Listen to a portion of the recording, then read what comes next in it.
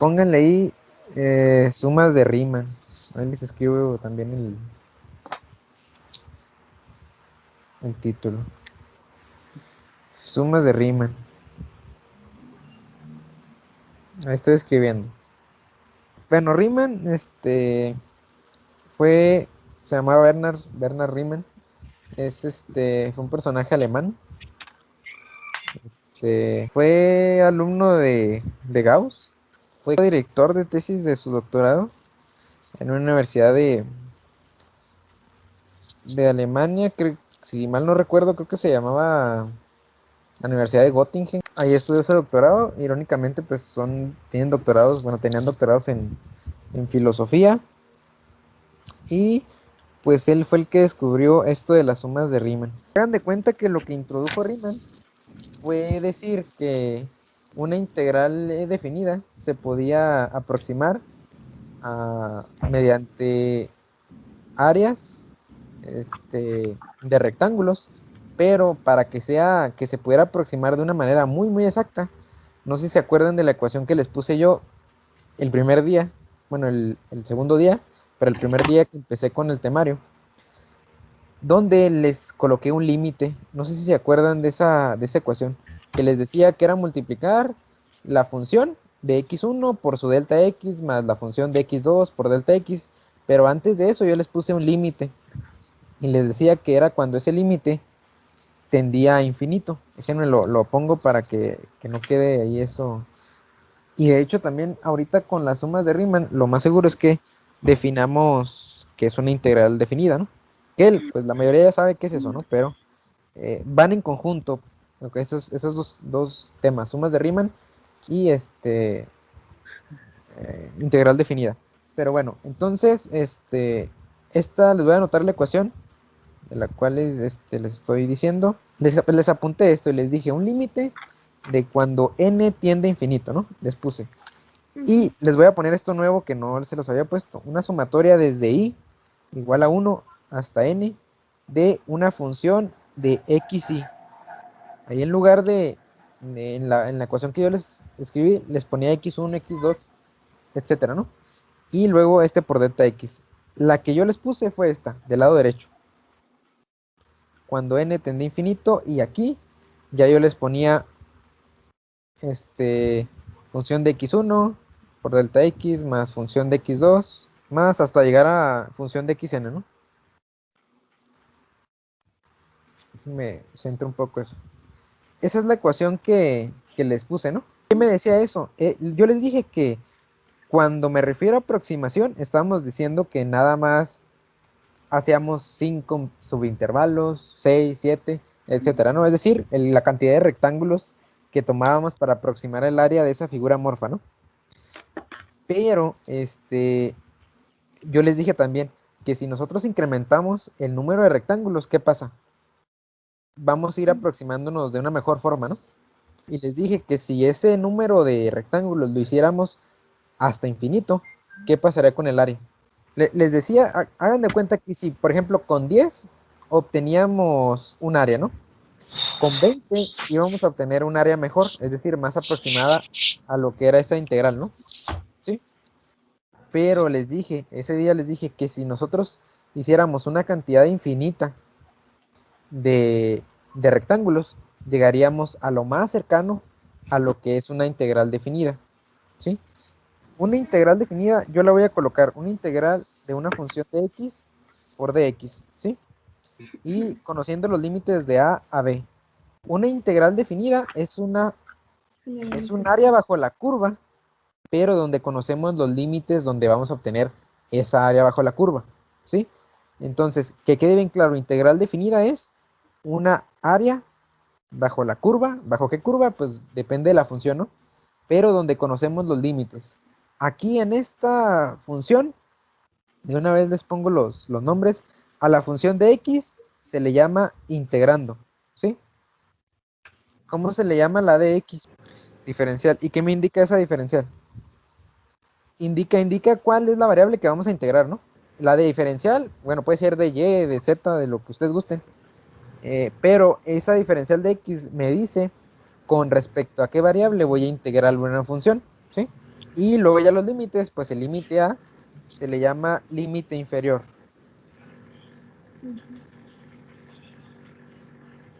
Y al B se le llama límite superior. Límite superior. Esa es una integral definida. Si ustedes les preguntan qué es una integral definida, pues bueno, es una, pueden decir, es una área bajo la curva de una función donde sus límites están comprendidos desde A hasta B y donde esos límites A y B, que son límite inferior y límite superior, los conocemos. Si no conociéramos los límites, ya se trataría de una integral indefinida, que eso es lo que vamos a ver en la unidad 2, ¿sí? Pero en la unidad 1 el tema es principal, lo que es teorema fundamental del cálculo y pues integrales definidas, ¿qué? Que pues les digo, es un área bajo la curva donde los límites los tenemos bien marcados, donde los conocemos, ¿sí? Tenía que mencionar esto de integral definida porque pues lo estoy mencionando con las sumas de Riemann, ¿no? Pero, este, las sumas de Riemann, lo que es específicamente sumas de Riemann, y pónganle allá abajo, pónganle la enésima, ponle una n y luego un guión, y le ponen ésima, la enésima suma de Riemann, y esto sí lo voy a poner en mayúsculas. La enésima suma de Riemann es la siguiente, chavos. Lo que tengo del lado izquierdo de la ecuación sin el límite. Esto es, fíjense. O bueno, se puede anotar con el límite, pero eso ahorita lo explico. Esta, la que es xy por delta x. Esto que acabo de poner, esa es la enésima suma de Riemann. Ya cuando entre un poco más a la integral definida, pues ahí les contaré algo de historia de Leibniz y Newton, que fueron los que empezaron a introducir un poco el cálculo, ¿no? Bueno, cuando empezó ahí Leibniz y Newton déjenme apagar la cámara. Cuando empezó con la introducción del cálculo, junto con Newton, ellos le quisieron dar una forma como bonita de indicar una integral, es decir, un área bajo la curva. Y todos sabemos que una integral, pues es lo que estamos haciendo aquí, ¿no? Una suma. ¿Una suma de qué? En este caso, pues lo estamos poniendo como una suma de rectángulos, ¿no? Eso es una integral. O sea, para sacar el área que estamos obteniendo desde que empezamos el curso es sumas de rectángulos, ¿no? Y aquí, pues ya les dije que una integral exacta definida sería esa suma de rectángulos, pero cuando los rectángulos tendieran a infinito, es decir, que fueran muchos rectángulos. Entonces, lo que ellos quisieron denotar es como una S, chavos. Si ven que la integral es como una S, es por eso que tiene esa forma, porque es una suma. Es una suma de áreas de rectángulos pequeñitos. ¿Sí? Por eso tiene esa forma, así como tipo S. Fue por eso. Y el que introdujo ese símbolo fue Leibniz. Los que hicieron lo del cálculo fueron estos dos. El que introdujo el símbolo fue Leibniz, ¿eh? Pero entre Newton y Leibniz,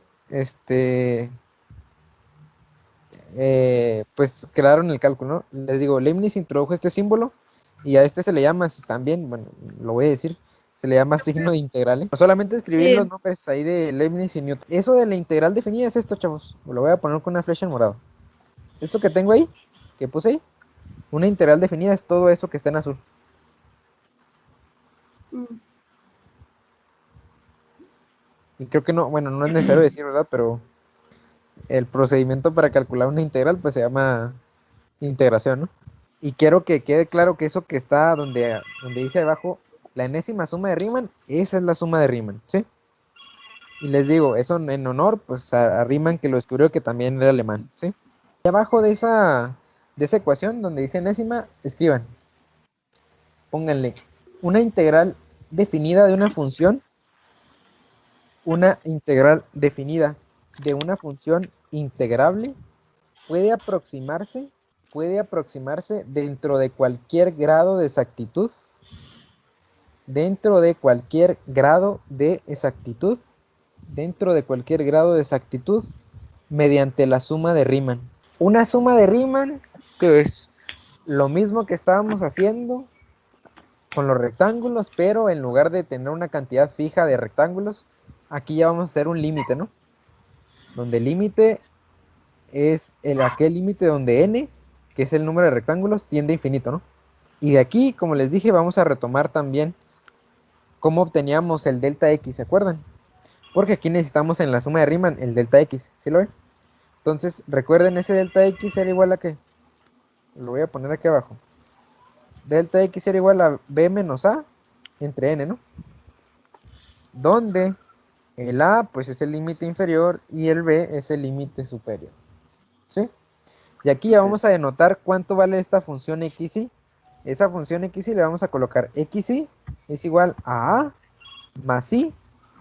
Esa i es, yo la hago cursiva, ¿no? La pueden hacer como ustedes gusten, una i minúscula. Y por delta x. Si se fijan que es lo mismo que hemos estado utilizando cuando empezamos con la aproximación de áreas. Nada más que, ¿qué va a pasar aquí, chavos? En la aproximación de áreas conocíamos los límites y la n, ¿no? Porque yo les decía cuántos subintervalos hacer. Pero ahora el detalle es de que esa n va a ser variable. ¿Por qué? Si se fijan en el límite que tengo abajo de donde dice sumas de Riemann, n tiende a qué? Entonces ahí esa va a ser variable. Entonces vamos a ir arrastrando, perdón, esa n. No le vamos a poner ningún valor, porque al final, al ponerle infinito, van a ver qué va a pasar. Bueno, entonces ya dijimos, la suma de Riemann es esta sumatoria de una función de xy por el delta x. Es decir, si lo quieren ver, las sumas de Riemann pues son suma de áreas de rectángulos, ¿no? Esas son las sumas de Riemann. Es decir, obtener un área a partir de sumas de rectángulos. Y la integral definida, pues precisamente es eso, ¿no? Que dijimos que era la suma de esas áreas, ¿no? Pues vuelvo a repetir, una integral que me da un área bajo la curva. Sí, que cuando es una integral definida, pues me da el área bajo la curva entre los límites que me den. El límite inferior al límite superior. Ya les comentaba ahí el que metió el símbolo de la integral fue Leibniz.